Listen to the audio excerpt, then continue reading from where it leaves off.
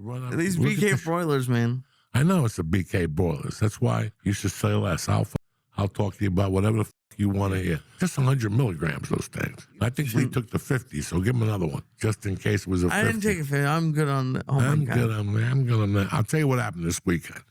I don't know. I think when I was 10, I heard that expression. Shut your mouth. You got the world by the balls. And for like 2 years, I thought about that expression. Just like, what the f are these people, these old dudes saying, you know? As I got older, I used it. And I would think about it, you know, and like when you're just feeling down about something, you know, you're just having a bad day. You're like, wait a second, I can hit the lottery tomorrow, you know? Right. No, you got the world by the balls. You know, when I see somebody young who's doing comedy, in the back of my mind, I'm like, I don't want to be younger, but I know that they got the world by the balls. When I look at how old I am and I notice that I don't have to work a shift, I don't have to do anything.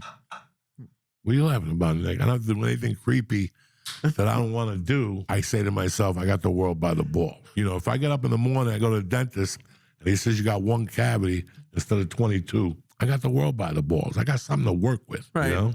You come in here every Monday. Last week was the tranny comedian show. The week before that, the oven blew up. The week before that, tonight's thing was you're not doing well in front of young comics. Well, listen, that's great, because when I started, I always got my antennas up when I saw people with my hair in the audience. And guess what? If you start believing that, every time you see those white-haired people, you're going to bomb. So, you know, you're not doing well in front of this young audience because you got it in your head. It became a Lee Judaism piece, along with the gambling, along with, you always freeze up because you don't have that THC coating in your body.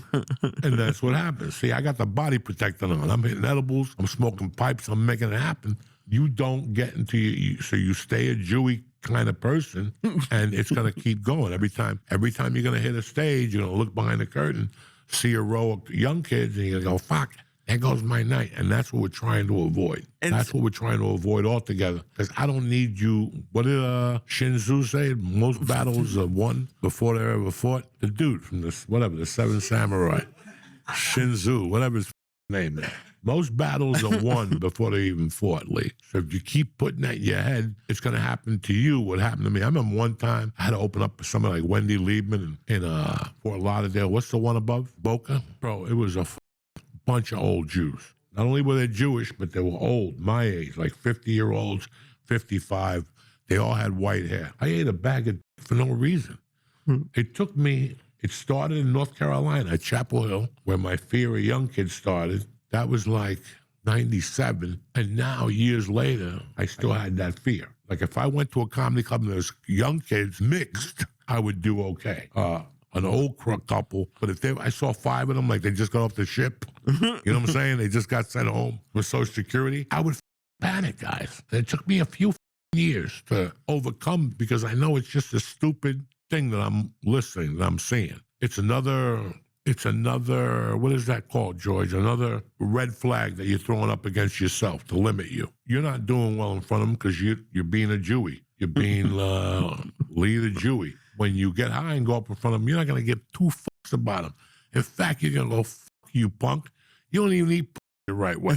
And look at your girlfriend. She still pisses and the panties still smell like pee-pee. You don't even dry your fucking pecker.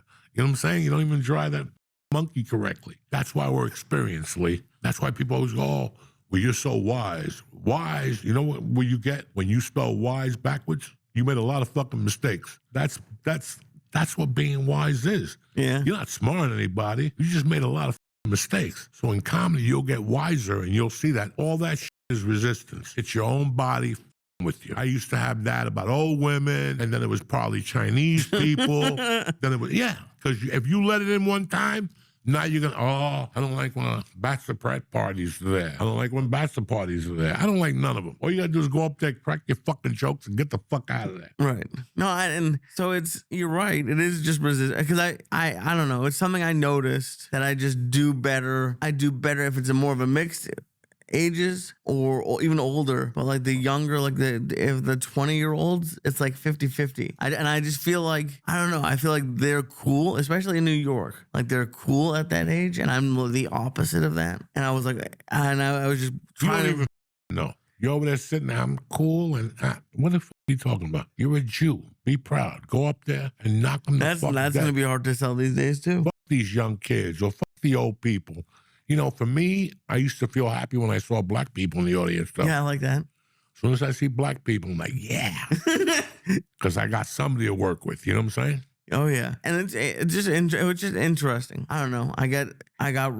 We did edibles after a show that didn't go well, and then I just sat and like watched some music, and it was like an hour and a half concert, and I just was talking to myself the entire time. And it was a good concert, but it was just like I'm trying to take this seriously, and it's weird to go from a 10-person show on the Upper East Side that went amazing, like the club was like calling for spots, like it was like couldn't have gone better, and then a big room in Brooklyn, and it goes okay, but like stuff that like hit there doesn't hit, and it was just I don't know.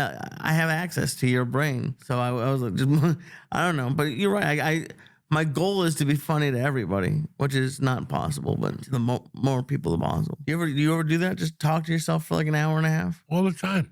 Yeah. I'm the only person who talks back. You know what I'm saying? You have to listen. That's another thing I'm not doing up here.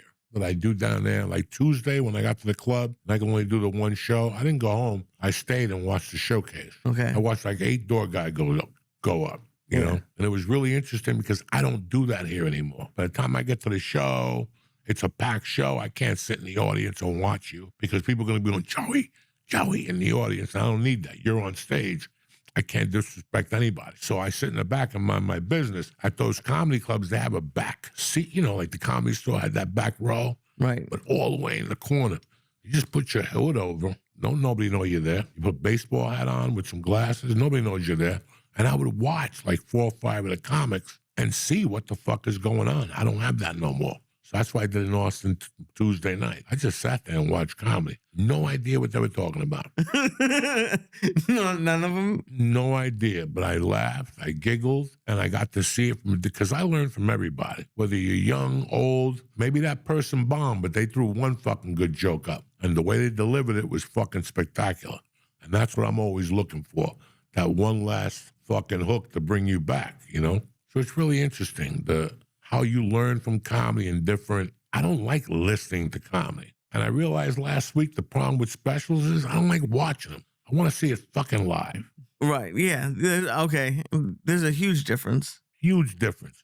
Whether you're in front of 40 people or 4,000 people, that's that energy in the fucking room that I like. And I miss that. I don't do that enough here either. You'll get to see a lot of it in Austin. I'll go early. That's my world. Go early. The first show starts at 7. I'm right down the fucking corner. I can leave at 6:45. The show usually runs late, even if they start at 10 after 7. I'm stoned. I sit in the back. I get a fucking ginger ale or a thing of water, and I watch, and I learn. And you guys are like, well, Joey, how do you learn from God?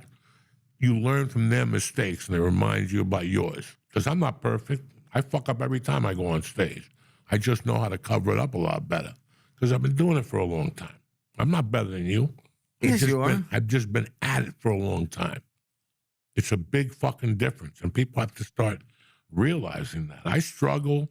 I do all the same shit you do, and I did all this shit you bring here, except for getting chased out of the tranny bar. I never did that in my young comedic career. You know what I'm saying? But, I mean, you know, Chase I to look the forward strong to word. these on Monday because you're always telling me something that I go, wow, I'll apply it to a different story in my life. Like when I got thrown out of the Josh Wolf fucking, the gay lady beat me up with the umbrella.